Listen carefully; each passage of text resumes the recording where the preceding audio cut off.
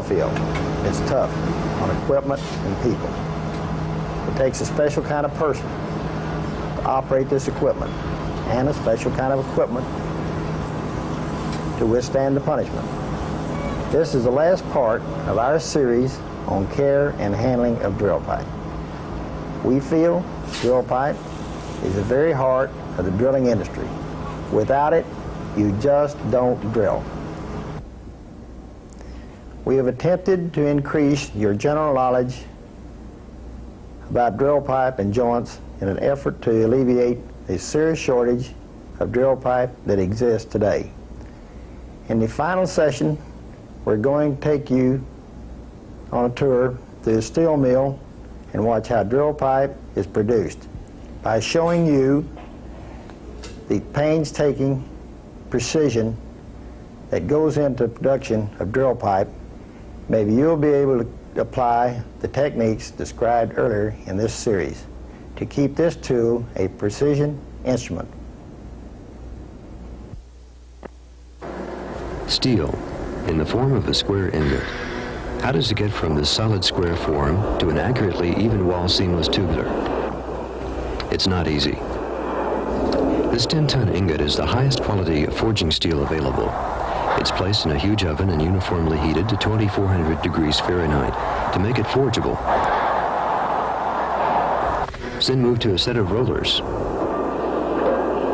The white-hot ingot is squeezed through these rollers under tons of pressure. This squeezing technique reduces the overall width and height while increasing its length.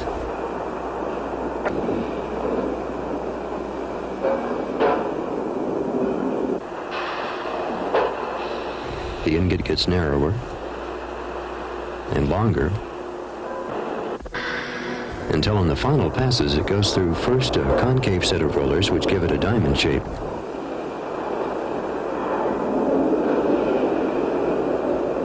Then a round set, which gives it its final round shape.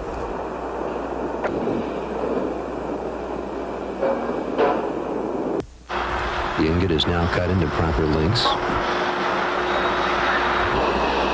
and reheated in a rotary furnace to about 2,200 degrees.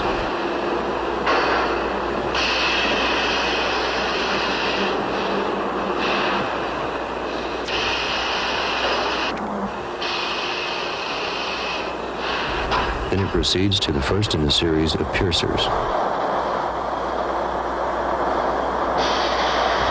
The steel, now referred to as a billet, is center punched to guide the piercing mandrel properly.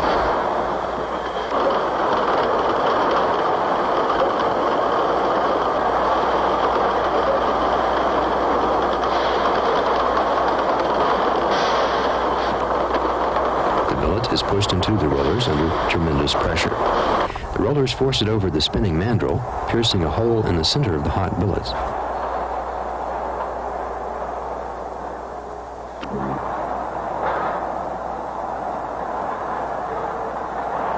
It emerges as a hollow, roughly shaped round shell.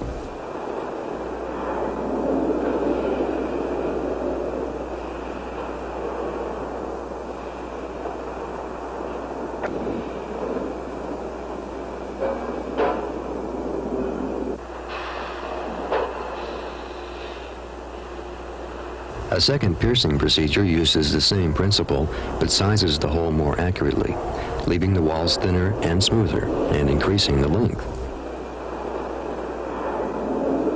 The wall thickness is further reduced at the plug mill, where rollers pull the tubular over a stationary plug to increase its diameter, decrease wall thickness, and stretch the pipe into a much longer seamless. Rollers burnish the inside and outside diameters to ensure roundness and constant wall thickness. All wheels revolve in the same direction, slightly decreasing the wall thickness, but rounding it out to a precise measurement.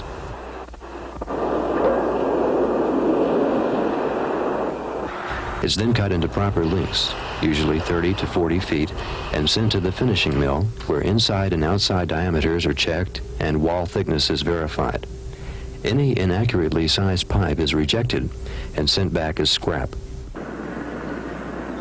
The straightener assures perfect straightness. Then the ends are cut off, beveled,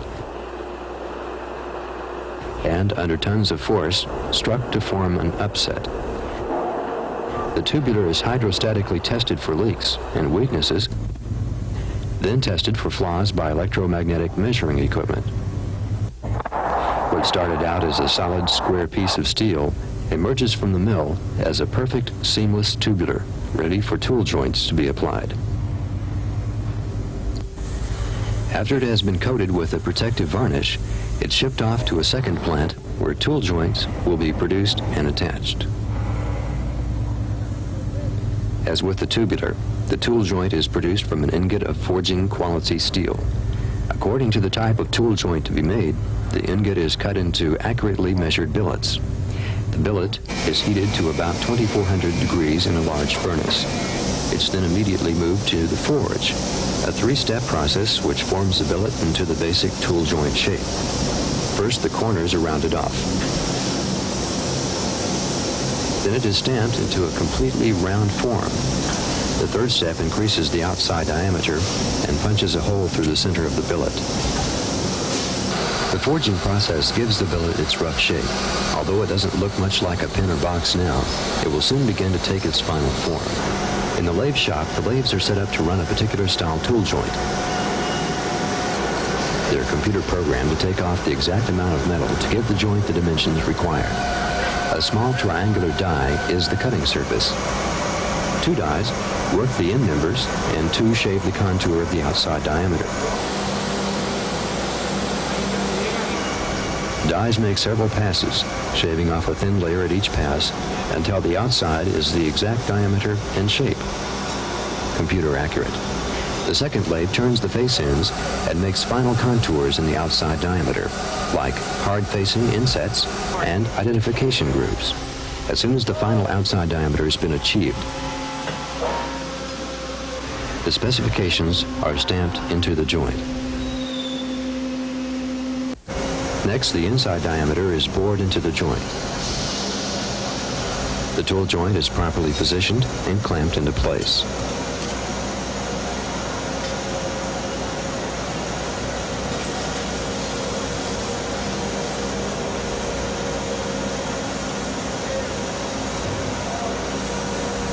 A bore with three cutting surfaces is used to cut the inside to the correct diameter.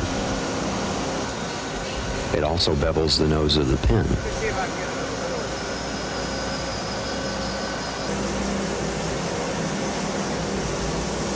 Now the shoulder area and crown surfaces of the threads are prepared.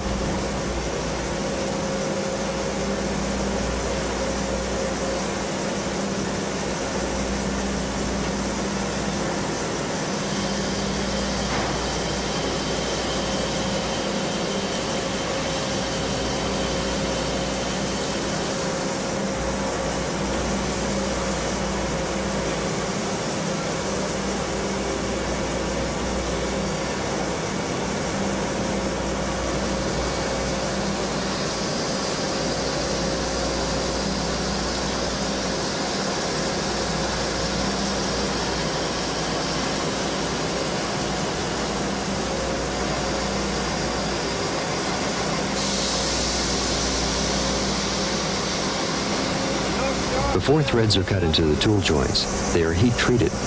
This heat treatment helps the steel to harden in its new form.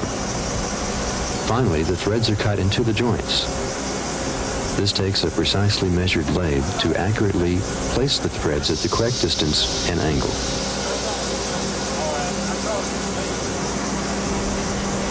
The first cut is to place a bevel at the edge of the shoulder and to cut a perfectly smooth shoulder.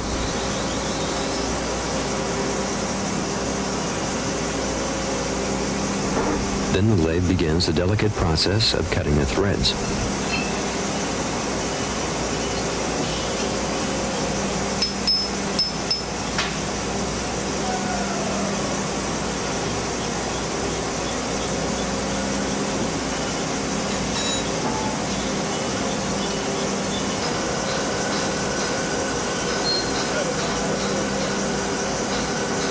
After 12 to 14 passes of rough cutting, the lathe positions itself for the fine cut.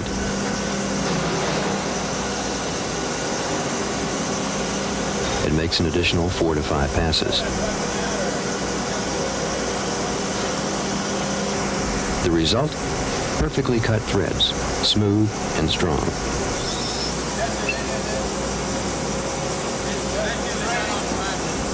A check with the thread gauge will verify the accuracy of the lathe and thread quality up to 8/1000 of an inch tolerance.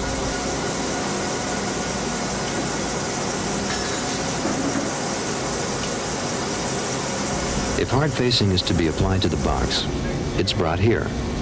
This unit welds a hard tungsten carbide material into the groove cut earlier. The area to be faced is first heated in an oven.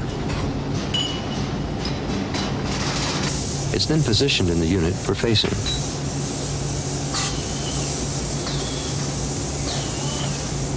The welding is so bright that a protective shroud is used to protect workers' eyes. Tungsten carbide is welded in 3 or 4 stripes of zigzag welds. The final step, before attaching the tool joint to the pipe, is to electroplate the thread area with a copper coating 2/1000 of an inch thick. The joint is bathed in a series of soapy solutions and mild acid solutions to remove all foreign particles.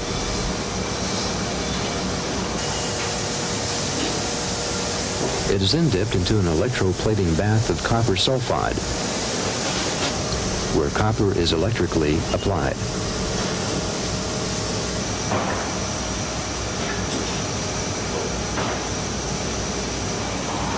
This copper coating will help protect the threads from oxidation and will act as a lubricant during the first few connections.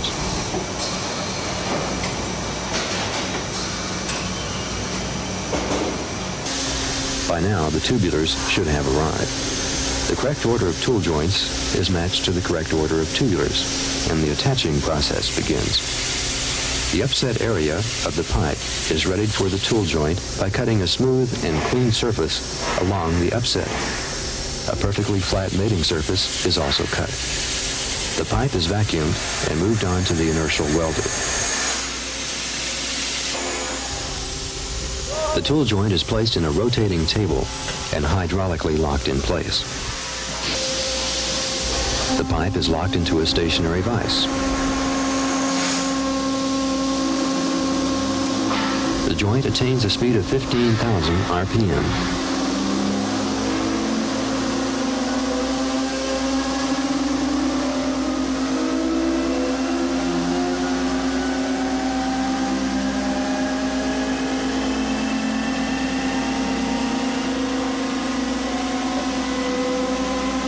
Then the pipe is slammed into it under tremendous pressure.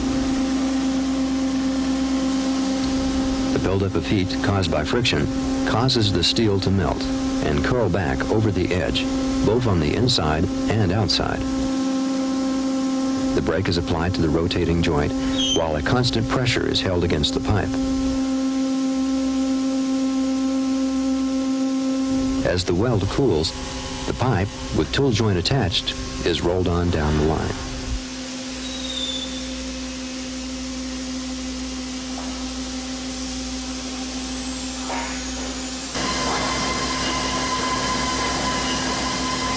The newly attached joint of pipe is rolled into a shaving lathe, but first remove the outside lip.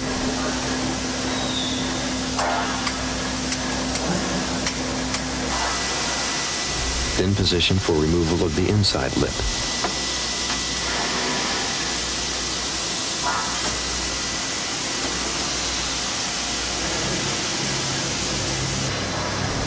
After this has been done, the new weld is heat treated up to 1750 degrees to cure the weld.